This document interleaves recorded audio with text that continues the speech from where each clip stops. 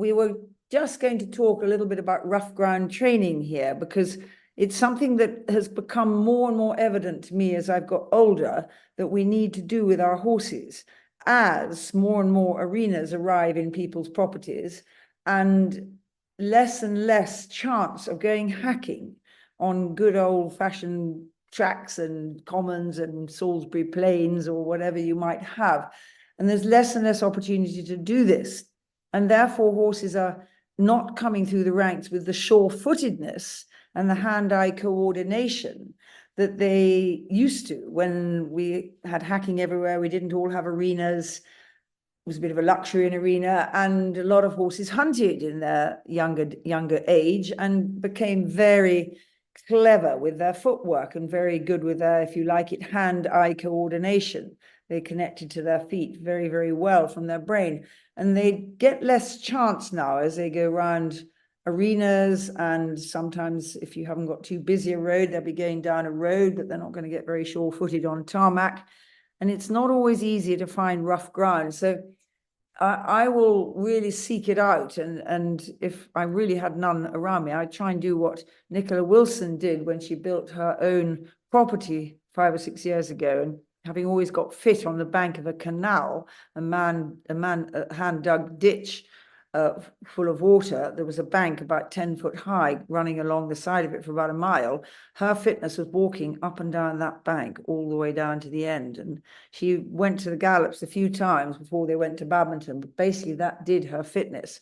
And when she moved properties, she made that bank with the earth that was moved out of her arena, so that she could still go up and down banks, because she felt it was so good for their muscles, even though she obviously didn't do it as much, and she used her new fields for cantering up and down, which she didn't have at her home.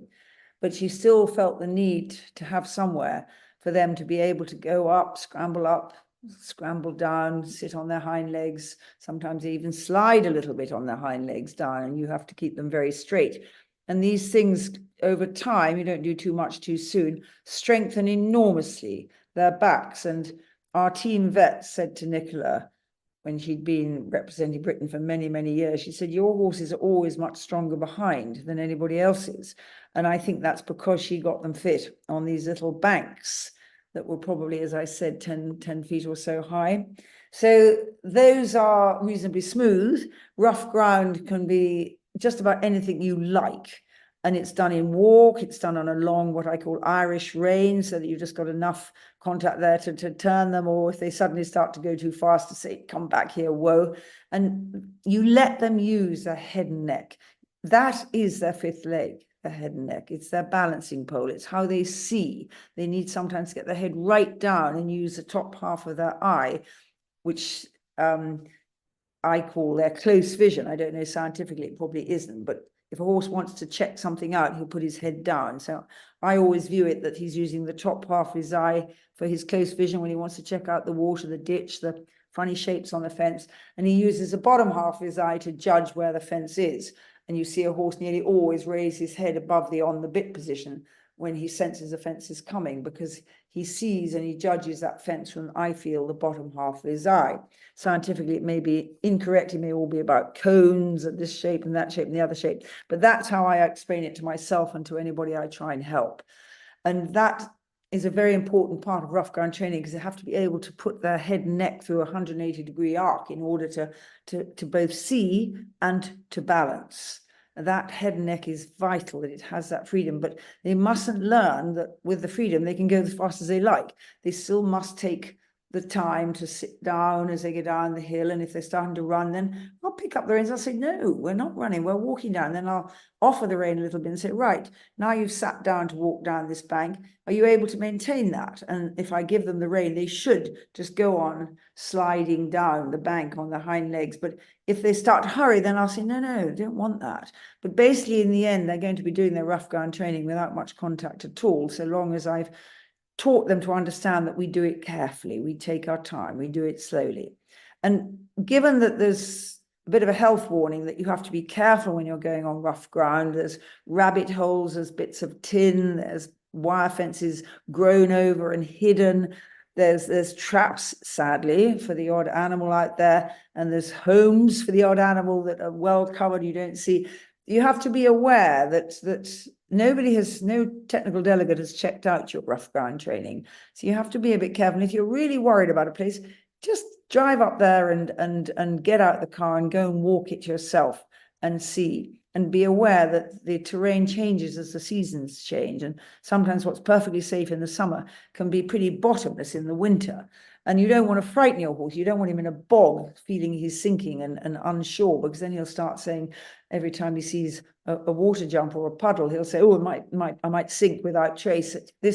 So you want to always be thinking of giving them their confidence on rough ground. It doesn't want to frighten them and fall away or just do something that scares not just your horse, but you as well.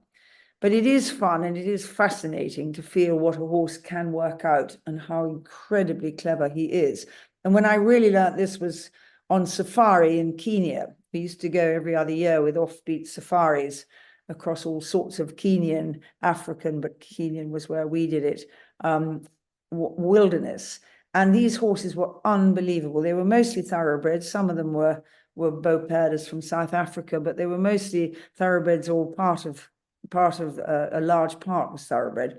And so they were keen, enthusiastic, sharp-thinking horses, but boy, did they understand how to look after their feet. And they'd go across sheet rock, and they'd just do it very slowly and carefully so that their feet didn't slip. They were much better off unshod, and very often they were unshod behind, but most of them were shod in front, so they had to learn how to deal with a rock face, if you like, with metal shoes on. And they picked their way down the roughest tracks I have ever seen. We had to get off and lead them because it was too much for them to take a weight down these really, really rough, steep tracks. And we, the riders who were leading them, could hardly stand up. And these horses just worked it out, took a stride, slipped a bit, stopped, took another stride. They are utterly brilliant, but they need the practice. And not just their hand-eye coordination, their brain to their foot needs a practice, but their ligaments, their tendons. If they stay on flat, even surfaces all their life, they're going to break down much, much easier than they would if they do rough ground training, and particularly if you keep it slow, because their ligaments, their tendons, their joints, they all need to stretch and be able to cope with uneven, difficult ground. And the horse, I once read somewhere, was one of the best animals in the world to be able to absorb really difficult, rocky, tricky terrain. And what I feel will happen if we're not careful is we'll train that natural evolutionary ability that his legs and his tendons and his joints have. We'll train it right out of him. We may already have done it to some horses because we don't give them the practice that they came onto this earth able to do. They evolve with the most amazing ability in their joints and their ligaments and their tendons. We just need to keep that ticking over, or we'll lose it.